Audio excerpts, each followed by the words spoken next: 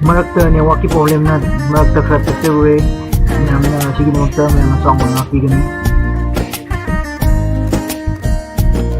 thamoy anigi punpham ni tai bang kana shudana thamoy anigi punpham ni tai bang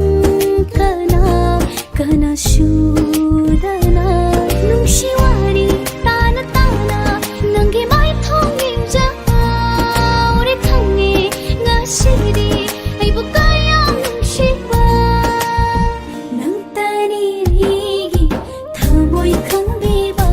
nungshiri kripi ba masak nai drawa thamu aina nang bu nungsiwa aina nang bu ya jawa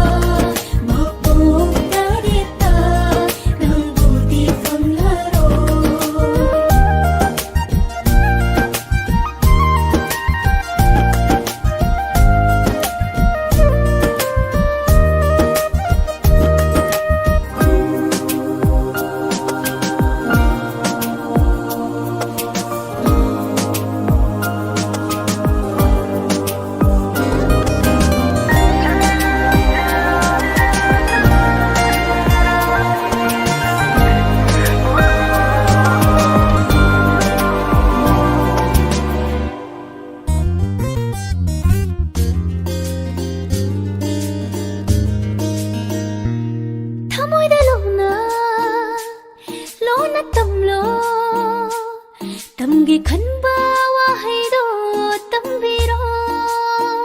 na pada hairo na son pe na haigi khanba wa haising hai biro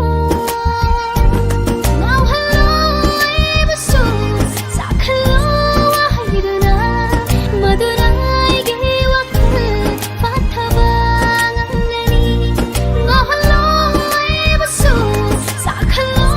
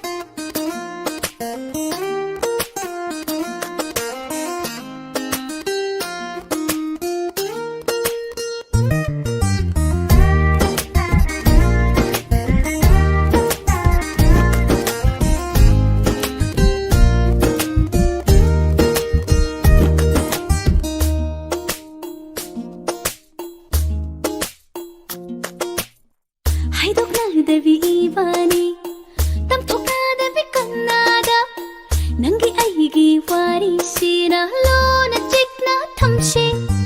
ꯇꯥꯔꯒꯁꯨ ꯅꯨꯡꯉꯥꯏꯔꯣꯏ ꯈꯪꯂꯒꯁꯨ ꯐꯖꯔꯣꯏ ꯊꯃꯣꯏ ꯌꯥꯅꯕ ꯃꯔꯤꯅꯤ ꯅꯨꯡꯁꯤ ꯄꯟꯊꯨꯡ ꯌꯧꯔꯝꯗꯥꯏ ꯑꯣꯏꯔꯕꯅꯤ ꯑꯃꯠꯇ ꯌꯥꯅꯕꯒꯤ ꯅꯪ ꯑꯩꯒ ꯆꯍꯤ ꯀꯌꯥ ꯇꯝ ꯀꯨꯏꯅ ꯁꯥꯎꯅꯔꯁꯨ ꯅꯣꯡ ꯐꯥꯗꯣꯛ ꯀꯥꯏꯅꯒꯨꯝꯁꯤ ꯅꯪ ꯑꯩꯒꯤ ꯁꯣꯟꯅꯍꯧꯔꯁꯅꯨ ꯇꯥꯏꯕꯪ ꯄꯥꯟꯁꯤꯗ ꯅꯪꯇꯅꯤ ꯑꯩꯒꯤ ꯊꯃꯣꯏ ꯈꯪꯕꯤꯕ ꯅꯨꯡꯁꯤꯕꯤꯔꯤ ꯀꯤꯕꯤꯕ ꯃꯁꯛ ꯅꯥꯏꯗ꯭ꯔꯕ ꯊꯃꯣꯏ ꯑꯩꯅ ꯅꯪꯕꯨ ꯅꯨꯡꯁꯤꯕ ꯑꯩꯅ ꯅꯪꯕꯨ ꯌꯥꯖꯕ ꯃꯄꯣꯛ ꯇꯔꯦꯠꯇ ꯅꯪꯕꯨꯗꯤ ꯐꯪꯂꯔꯣꯏ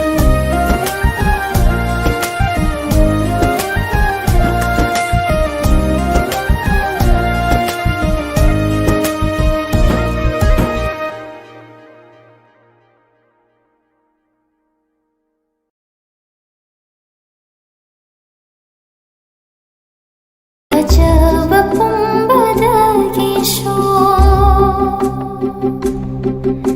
ꯑꯊꯣꯏꯕ ꯄꯨꯝꯕꯗꯒꯤꯁꯨ ꯃꯥꯂꯦꯝ ꯄꯨꯝꯕꯗꯒꯤꯁꯨ ꯃꯅꯤꯅꯤ ꯃꯅꯤ ꯅꯪꯗꯤ ꯑꯩꯒꯤ ꯐꯤꯖꯤꯒꯤ ꯃꯅꯤ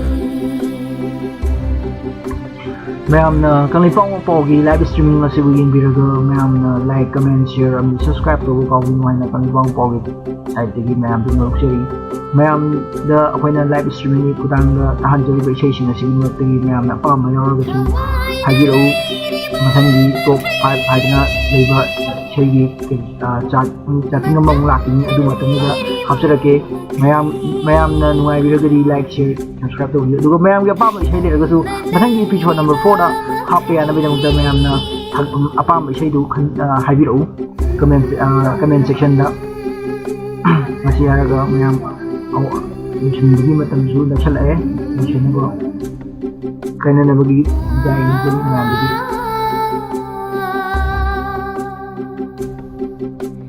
ah